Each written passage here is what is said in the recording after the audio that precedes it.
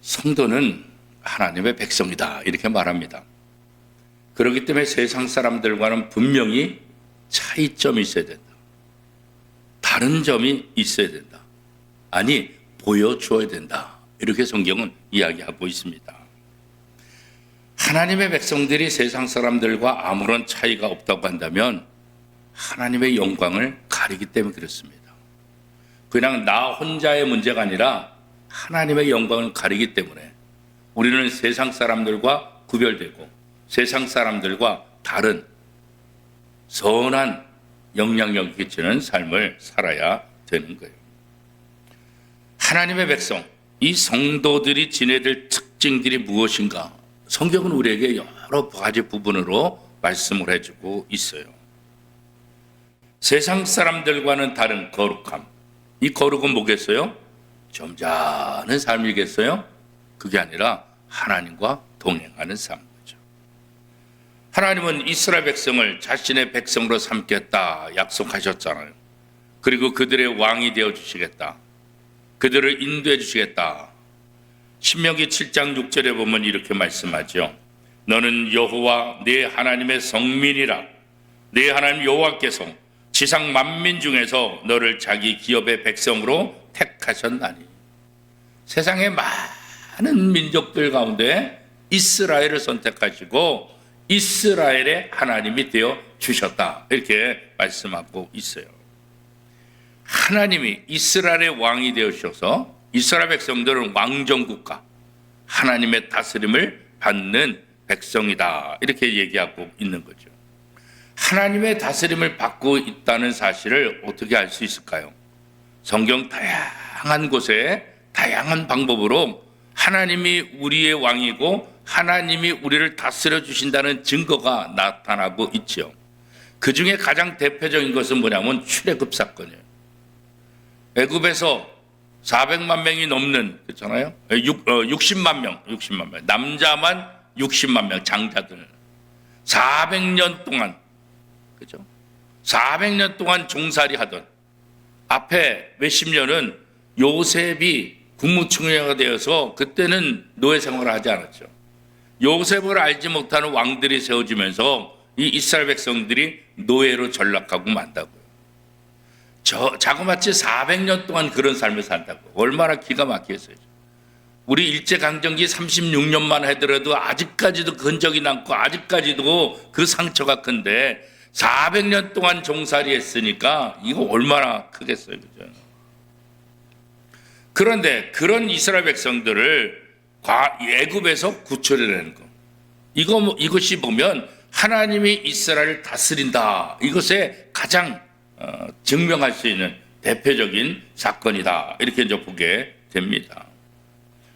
출애굽 이후에 모세가 혼자서 역할을 감당하기 힘드니까 어제 말씀에 보면 이 미디안 사람 장인 이드로의 말을 통해서 교회를 나라를 조직하는 거죠. 10부장, 50부장, 100부장, 1000부장 이렇게 조직을 세우죠.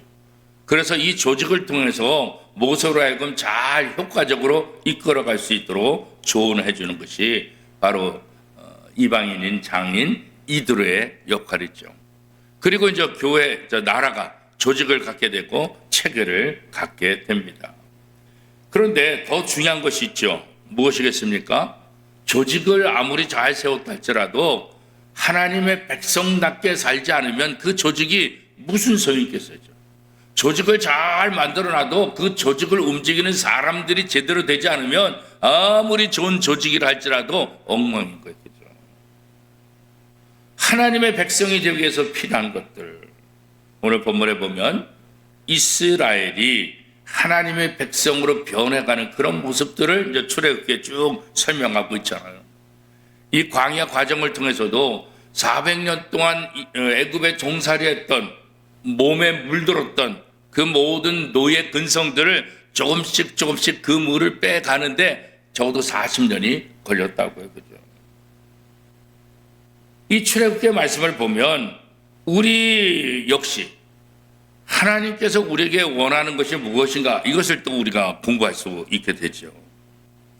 오늘 이 시대 하나님께서 원하시는 교회, 하나님께서 원하시는 하나님의 백성들의 모습은 무엇일까? 우리에게 그 대답을 주는 거죠. 그래서 이 성경 말씀이 우리에게 중요한 거죠. 출애굽기 19장부터 24장까지 보면 하나님과 이스라엘 백성들과의 시내산 언약을 기록하고 있어요. 그죠? 시내산을 통해서 하나님의 백성으로서 그래서 십계명도 주는 것을 보게 됐고, 그죠? 이 과정들이 쭉 기록이 되어 있어요. 어쩌면 이 사건은 구약 성경 전체에서 가장 중요한 사건일 것이다. 이렇게 이제 말할 수 있죠. 하나님은 이스라엘의 조상들과 맺으신 언약을 지키심으로 또한 동시에 이스라엘과 다시 한번 새로운 언약을 맺고 이 이스라엘 백성들에게 하나님의 백성이라는 특별한 자리가 있다는 것을 다시 한번 확인하고 있죠. 이스라엘이 반석에서 나온 물을 마시고 아말렉과 전투를 벌인 곳, 그것이 바로 르비딤이에요. 이 르비딤에 대해서 오늘 출애굽기 17장 1절은 이렇게 말해요. 이스라엘 자손의 온 회중이 여호와의 명령대로 신광야에서 떠나 그 노정들에 행하여 르비딤의 장막을 쳤으나 백성이 마실 물이 없는지라. 8절 말씀에 보면 그때에 아말렉이 와서 이스라엘과 르비딤에서 싸우니라 이렇게 말씀하고 있어요. 그러니까 르비딤과 시내산은 그렇게 먼 거리가 아니었다. 그런 것들을 이제 볼 수가 있어요. 이스라엘은 르비딤에서 출발해서 시내산 앞에 도착을 하게 된 거죠. 오늘 본문 출애굽기 19장 1절 2절 우리 한 목소리를 같이 한번 읽겠습니다. 이스라엘 자손이 애굽 땅을 떠난 지 3개월 되던 날 그들이 시내 광야에 이르니라. 그들이 르비딤을 떠나 시내 광야에 이르러 그 광야의 장막을 치되 이스라엘이 거기 산 앞에 장막을 치니라. 하나님이 모세를 떨기나무 불꽃으로 만나주시고 주신 말씀대로 모세는 이스라엘 이끌어내어서 이 산에서 예배하게 된 거죠.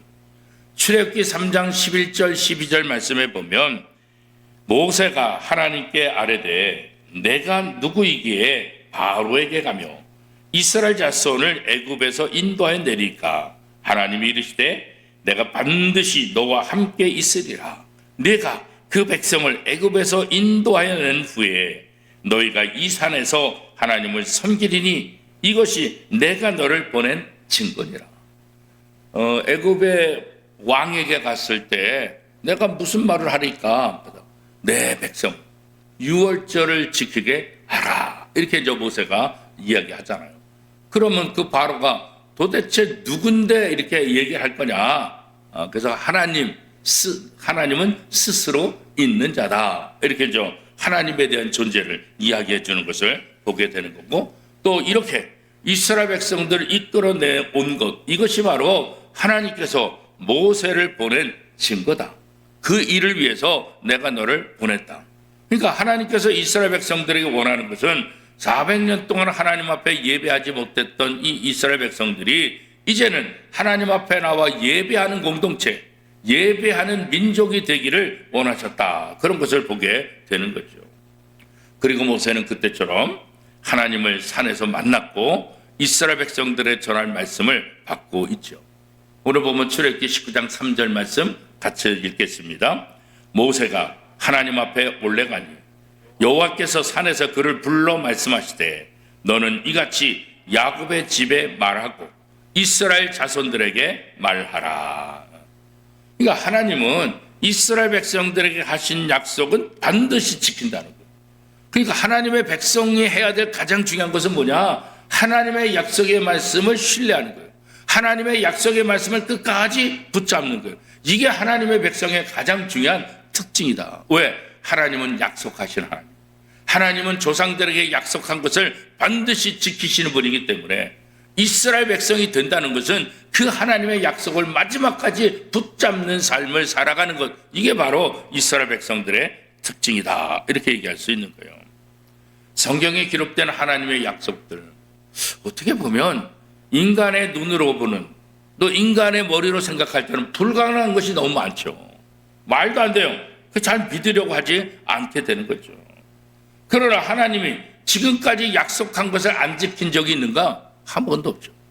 하나님이 약속한 것은 반드시 지키시는 분, 어기지 않는 분. 그러니까 하나님이 반드시 우리를 통해서 하나님의 나라를 이끌어 가신다는 이 약속을 끝까지 지키고 계시다는 거예요. 모세가 마치 전령처럼 하나님과 이스라엘 백성 사이에 오가며 말씀을 전해요. 하나님은 모세에게, 모세는 이스라엘 백성에게, 이스라엘 백성들은 모세에게, 모세는 하나님께. 그래서 이스라엘 백성들과 하나님의 중간자 역할을 누가 하는 거예요? 모세가 하는 거예요. 모세가. 근데 이 중간자 역할 하는 사람이 쉽지 않잖아요. 그죠? 우리도 그렇잖아요. 직접 얘기하면 편한데 이 중간에 있는 사람을 통해서 전달하게 되면 이 중간에 있는 사람이 오해를 받아요. 그래서 이스라엘 백성들이 이 모세를 오해하는 경우도 있잖아요. 모세를 막 죽이려고 하잖아요. 그죠? 자신들의 뜻이 하나님에게 제대로 관철되지 않으면은, 자신들이 원하는 것을 하나님이 해주지 않는다고 한다면 이 중간자 역할하는 모세를 원망하고 모세를 죽이려까지 했던 그런 모습을 우리가 성경을 통해서 알 수가 있잖아요. 그죠? 하나님은 애국과 광야에서 행하신 일들을 하나님의 통치권의 증거로 삼으시는 거죠. 그리고 이스라엘 백성들에게 너희를 하나님의 소유가 되게 하겠다 이렇게 약속하잖아요. 자, 출애굽기 19장 4절 5절 말씀 우리 한 목소리로 같이 한번 읽겠습니다. 4절입니다. 내가 애굽 사람에게 어떻게 행하였음과 내가 어떻게 독수리 날개로 너희를 업어 내게로 인도하였음을 너희가 보았느니라. 세계가 다 내게 속하였나니 너희가 내 말을 잘 듣고 내 언약을 지키면 너희는 모든 민족 중에서 내 소유가 되겠고. 하나님이 이스라엘 백성들에게 원하는 건 다른 것 없어요. 하나님의 약속의 말씀을 어떻게 해요? 지키면 하나님의 약속의 말씀을 지키는 거예요. 하나님의 약속의 말씀을 신뢰하는 거예요. 하나님이 이스라엘 백성들이 원하는 건 다른 것 없어요. 이거예요. 그럼 어떻게 해주겠다고요? 내 소유가 되겠고. 수많은 민족이 있는데 너희 이스라엘을 내 소유가 되게 하겠다. 그런 거죠. 이 소유라는 말은 왕국의 제2인자, 총리 그런 의미가 담겨져 있어요. 그러니까 오늘 또 이 출애굽기를 통해서 또 성경을 통해서 좀 더 확대 해석한다고 한다면 바로 제사장 나라, 거룩한 백성이 되게 하겠다 이 말이죠. 그래서 6절 말씀에 보면 출애굽기 19장 6절 우리 같이 읽겠습니다. 너희가 내게 대하여 제사장 나라가 되며 거룩한 백성이 되리라. 너는 이 말을 이스라엘 자손에게 전할지니라. 그래서 모세에게 또 이스라엘 백성들에게 너희가 내 말, 내 언약을 잘 지키면 너희가 내 소유가 되는데 제사장 나라가 될 것이다. 그죠? 제사장. 거룩한 백성이 될 것이다. 이렇게 모세에게 내 백성에 가서 전하라. 그런 거죠. 그러니까 결국 이 말은 뭐겠어요? 하나님이 이스라엘을 통해서 온 세상을 통치하겠다는 거죠. 이스라엘만이 아니라 이스라엘을 통해서 온 세계를 지배하겠다. 이게 하나님의 원뜻이라고요. 그런데 이스라엘은 착각했던 것 아니겠어요? 우리만 선택받았다. 우리만 사랑하신다. 이렇게 이제 착각해서 잘못된 선민 사상에 붙잡혀서 복음을 전하지 않고 그렇잖아요. 그래서 이 복음이 계속해서 흘러가야 되는데 복음을 전하지 않으니까 흩어진 사람을 통해서 온 세상에 복음이 전파되는 것을 우리가 사도행전을 통해서 보게 되지요.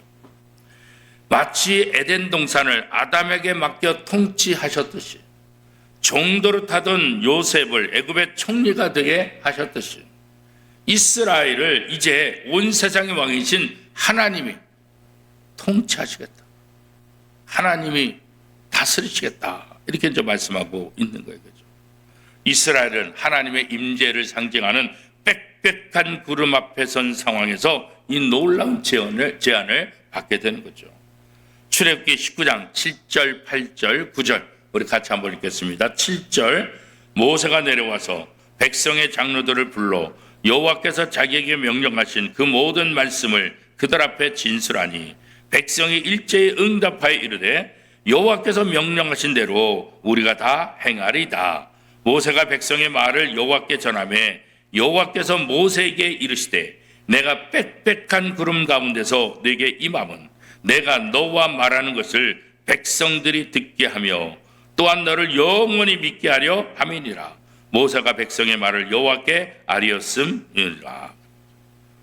그래서 하나님께서 모세를 통해서 말씀하시는데 이 모세를 세워주는 거죠. 빽빽한 구름, 하나님의 임재가 상징되는 그곳에서 모세가 하나님으로부터 음성을 듣고 하나님의 사랑받는 자고 하나님의 위대한 일을 감당하는 자라는 것을 온 이스라엘 백성들이 알 수 있도록 하겠다, 그렇게 말씀하고 있잖아요. 이것이 바로 오늘 교회에 주신 사명이라는 거죠. 하나님을 모르는 사람들에게 하나님께서 말씀해도 잘 못 따라듣잖아요. 그래서 중간 역할을 누가 하는 거예요? 교회가 하는 거예요. 이 땅에 하나님께서 이스라엘 백성들을 선택하시고 그들의 주인이 되셔서 그들을 통해서 하나님을 믿지 않는 사람들에게 하나님 나라 복음이 전파되듯이 오늘 이 땅에 교회들을 통해서 하나님을 믿지 않는 사람들에게 하나님의 말씀이 전파되기를 원한다, 그런 거죠. 그러므로 오늘 교회 또 예수를 영접한 저와 여러분들에게 가장 중요한 역할은 뭐냐? 먼저 우리가 하나님의 은혜를 경험해야 돼요. 우리가 하나님의 은혜를 알지 못하면, 우리가 하나님의 은혜를 경험하지 못하면 뭘 전하겠어요? 뭘. 전하려고 하는데 전할 게 없네? 이렇게 되는 거죠. 하나님의 은혜를 경험해야, 하나님의 말씀을 알아야 세상에 나가서 복음을 전하죠. 그렇죠? 이스라엘은 하나님과 언약을 맺을 수 있을 만한 그런 자격이 있는 그런 민족이 아니죠. 다른 민족들보다 뛰어난 것 아니잖아요. 그렇죠? 하나님의 은혜잖아요. 하나님의 은혜. 이제 하나님은 이스라엘 백성들에게 이 중간 역할을 다른 민족들에게 감당하기 위해서 너희가 해야 될 일이 있다. 뭐예요? 사흘 동안 성결 기간을 지키라. 그렇게 이제 이야기하고 있죠. 사흘 동안. 출애굽기 19장 10절 11절 말씀 우리 같이 한번 읽겠습니다. 10절 11절 시작. 여호와께서 모세에게 이르시되 너는 백성에게로 와서 오늘과 내일 그들을 선결하며 그들에게 옷을 빨게 하고 준비하게 하여 셋째 날을 기다리게 하라. 이는 셋째 날에 나 여호와가 온 백성의 목전에서 시내산에 강림할 것임이니. 14절 15절 같이 읽겠습니다. 시작. 모세가 산에서 내려와 백성에게 이르되 백성을 선결하게 하니 그들이 자기 옷을 빨더라. 모세가 백성에게 이르되 준비하여 셋째 날을 기다리고 여인을 가까이 하지 말라 하니라. 하나님은 이스라엘 백성들이 시내산에서 하나님께서 강림하실 것을 기다리고 준비하라. 그 준비를 어떻게 해요? 스스로 성결하게 하라. 성결. 옷을 빨고, 그렇죠. 여인을 가까이 하지 말고, 그렇죠. 옷을 빨고 여인을 가까이 하지 않는다는 건 뭐겠어요? 영적인 성결함을 상징적으로 나타나고 있는 거예요. 하나님 앞에 거룩한 백성으로서 하나님의 강림을 준비하는 삶을 살아야 된다, 그런 거죠. 오늘 우리의 삶이 바로 그런 삶이죠. 이 땅에서 주님이 다시 오실 그날 때까지 주님의 강림을 기다리면서, 그렇잖아요. 이스라엘 백성들이 하나님의 강림을 기다리듯이 오늘 우리는 예수 그리스도의 강림을 기다리는 사람들이다. 하나님의 말씀과 기도로 우리가 정결해지자. 디모데전서 4장 4절에 보면 감사함으로 받으면 버릴 것이 없고 말씀과 기도로 거룩해진다. 우리를 거룩하게 하는 방법은 다른 것 없다. 우리가 아무리 거룩한 척해도 거룩한 삶을 살 수 없어요. 하나님의 말씀과 기도로 거룩해진다. 하나님의 약속의 말씀을 붙잡고 이 말씀을 가지고 기도할 때 하나님께서 우리를 거룩한 존재로 만들어 주시겠다, 이렇게 이제 말씀하고 있는 거죠. 그래서 요한계시록 22장 15절에 보면 개들과 점술가들과 음행하는 자들과 살인자들과 우상 숭배자들과 및 거짓말을 좋아하며 지어내는 자는 다 성 밖에 있으리라. 그러니까 성결하지 못한 사람들은 하나님의 강림, 예수 그리스도의 강림을 맞이할 수가 없다. 하나님의 말씀과 기도로 거룩함을 유지하는 거죠. 오늘 우리에게 필요한 것이 바로 이거죠. 세상 사람과 다른 삶, 세상 사람과 다르다는 것을 무엇을 통해서요? 이 거룩함. 하나님의 약속의 말씀을 붙잡고 하나님의 말씀을 지키는 삶을 통해서 세상 사람들이 우리하고 다른데? 우리하고 다른데? 왜 다르지? 그래서 하나님을 보여주는 그런 역할을 하라 그렇게 말하잖아요. 우리가 복음을 전할 때 내용도 중요하지만 그 복음을 전하는 사람, 그 사람이 신뢰받는 사람이냐 이게 중요하잖아요. 그렇죠? 그러니까 예수님도 성도들의 삶을 통해서 세상 사람들에게 복음의 실체를 보여줘야 된다.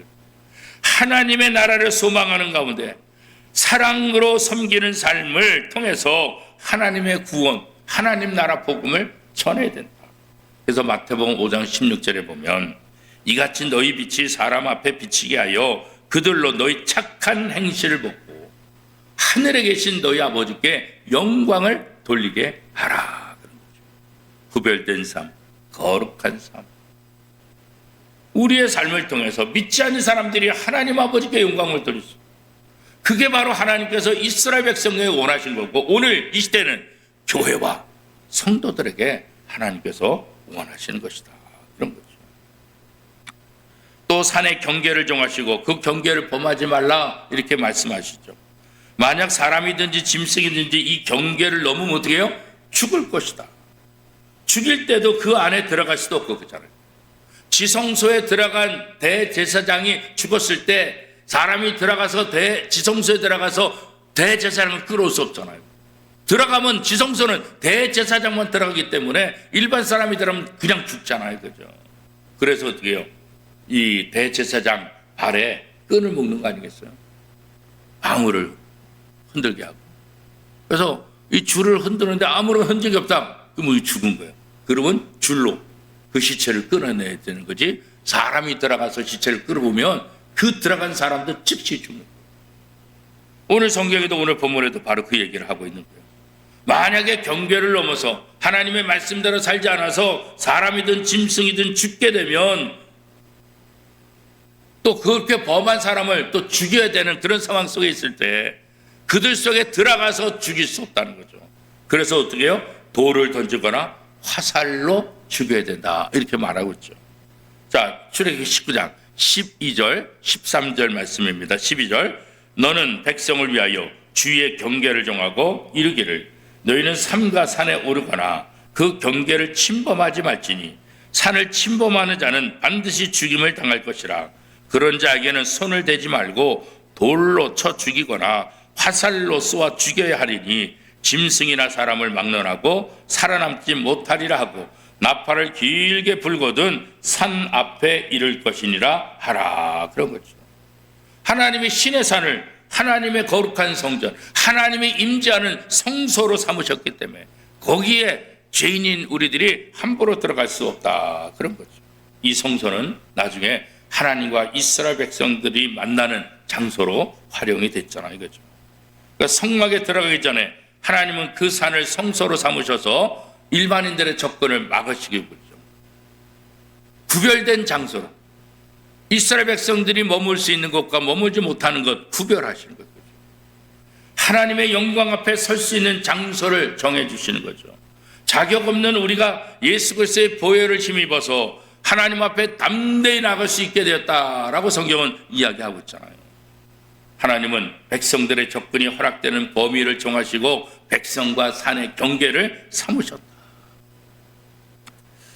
어떤 교회에서 주차장이 없어서 그 교회 근처에 있는 땅을 주차장으로 빌려 쓰게 됐어요. 그래서 조건이 있었어요. 그 주차장의 주인이 뭐라고 조건을 붙이냐면 1년 52주인데 51주만 사용하고 한 주는 사용할 수가 없습니다. 이런 거예요. 그러니까 교회장에서 아니 반도 아니고 단 한 주 사용 못하는데 못할 게 뭐가 있어요. 알겠습니다 하고 계약을 맺었습니다. 그래서 51주를 다 사용하고 52주째 때는 이제 사용을 못합니다. 좀 불편하더라도 그래도 우리가 51주를 사용할 수 있으니까 얼마나 감사하냐. 그래서 몇 년 그렇게 썼어요.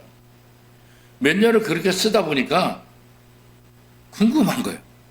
아니 51조는 쓰게 하고 왜 한 조를 못 쓰게 하는가? 왜 한 조를? 그 한 조도 쓰게 하면은 좋았을 텐데. 그 주인에게 찾아갔어요. 담임 목사님하고 장모님 찾아가서 아니 저희한테 주차장을 임대해줘서 너무 고맙다고. 근데 왜 한 주를 못 쓰게 하냐? 한 주 동안 행사하는 것도 아닌데. 예? 보니까 한 주 뭐 특별한 일이 있는 게 아니에요. 그냥 땅은 있는데 그냥 주차를 못하는 것밖에 없는 거예요. 그래가지고 의아해서 왜 못하게 하냐? 그랬더니 땅 주인이 그러더라고요. 그래야 이 땅의 주인이 나인 줄 알죠. 그랬다는 거예요. 그러니까 계속 쓰게 하면은 교회가 마치 자기네 땅인 것처럼 한다는 거죠. 그죠? 에덴 동산도 마찬가지. 에덴 동산. 왜 중간에 있는 동산 중앙에 있는 선악을 알게 한 나무 열매 그거 왜 못 먹게 했을까? 하나님의 주인이라는 사람이. 그것까지 다 하라 그랬으면 지가 주인인 줄 알고 인간이 지가 주인이죠. 그거 그만 건 뭐예요? 하나님이 주인이다. 이거 알게 하는 거죠. 하나님이 주인이다. 경계를 왜 세워요? 하나님이 주인이라는 거야. 하나님이. 내 마음대로 하는 것이 아니라 하나님이 원하는. 왜 율법을 주고 왜 하나님께서 다양한 이렇게 제한을 둘까요? 하나님이 주인이라는 거야. 하나님이. 우리 사이에는 경계의 다른 이름은 뭐예요? 하나님과 우리 사이의 다른 경계? 바로 죽음. 그렇지만 오늘 우리는 그 경계가 사라진 시대에 살고 있잖아요. 왜요? 예수 그리스도의 십자가로 우리의 죄 문제가 다 해결돼서 죽음의 문제가 해결됐죠. 그래서 우리는 이제 담대함과 확신을 가지고 아무런 두려움 없이 하나님 앞에 나가게 됐잖아요. 에베소서 3장 12절 말씀해 보면 우리가 그 안에서 그를 믿음으로 말미암아 담대함과 확신을 가지고 하나님께 나아감을 얻느니라. 오늘 출애굽기 말씀 하나도 들게 돼요. 하나님이 정하신 장소에 들어가는 순간 죽임을 당할 것이다 그랬잖아요. 그런데 우리는 이 거룩한 성전에 지금 두려움으로 와요. 잘못하면 내가 지난 한 주간 죄를 졌는데 이 성전에서 잘못하면 죽을까 봐 이런 두려운 마음이 있어요? 우리 그런 두려움이 없잖아요. 왜요? 예수 그리스도의 십자가로 모든 죄 문제를 해결해 줬기 때문에. 그래서 우리는 어떻게 해요? 담대함으로 확신을 가지고 기쁨으로 감사함으로 즐겁게 이 성전에 오게 되는 거죠. 애굽에서 종노릇 하던 이스라엘 백성들 이제는 뭐예요? 하나님의 백성. 제사장 나라가 됐다는 거예요. 하나님은 하나님의 약속을 신실하게 지키는 이 이스라엘 백성들, 그들의 하나님이 되으셨고 그들을 지키시고 그들을 인도하시고 그들에게 하나님의 약속의 모든 복을 베풀어 주시겠다 약속한 거죠. 이 약속은 오늘 우리에게 동일한 거예요. 예수 그리스도를 믿는 우리에게 죄 문제가 해결되고 예수 그리스도를 믿는 사람들에게 이스라엘 백성에게 하신 모든 약속이 그대로 다 적용되는 거죠. 우리에게 동일한 은혜를 베풀어 주시고 우리에게 하나님의 백성, 하나님의 자녀라는 이 권세를 우리에게 주신 것 아니겠어요? 그러므로 우리는 하나님 앞에 성결한 삶을 구별된 삶. 왜요? 그렇게 함으로 하나님을 믿지 않는 많은 사람들에게 하나님의 아름다운 하나님의 은혜를 선포하기 위함이죠. 이제 다시 세워진 이 이스라엘 백성들, 이 이스라엘 백성들에게 있어서 가장 핵심은 뭐겠어요? 하나님의 언약, 하나님의 약속이라고. 하나님의 언약이 있고 하나님의 그 약속을 지킬 때 하나님의 백성이 되고 제사장 나라가 된다. 성경은 이렇게 약속하고 있잖아요. 하나님의 말씀과 약속. 이제 교회 창립 53주년을 맞이한 우리 원미동교회 또 모든 성도들 하나님께서 하나님의 말씀 가운데 마음과 삶을 새롭게 함으로 세상 가운데서 온전히 하나님의 임재를 드러내고 하나님의 영광을 드러내는 삶을 살기를 오늘 우리 원미동교회 또 우리 모든 성도들에게 기대하고 계시다. 이 복을 감당하는 우리 원미동교회 또 모든 성도들이 될 수 있기를 축복합니다.